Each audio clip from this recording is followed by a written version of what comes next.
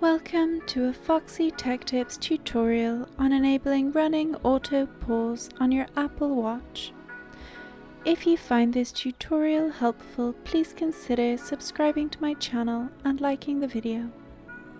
When you enable running auto pause, your running workouts will automatically pause when you stop moving and restart when you move again.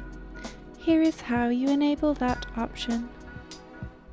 On your iPhone, open up the Watch app.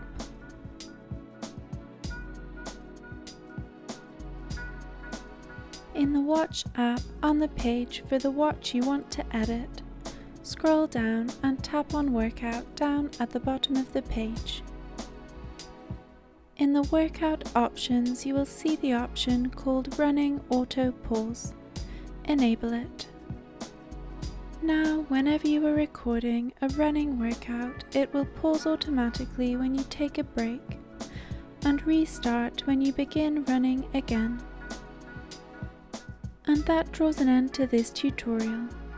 Please like the video if you found it helpful and subscribe to Foxy Tech Tips for more Apple Watch tips and tricks.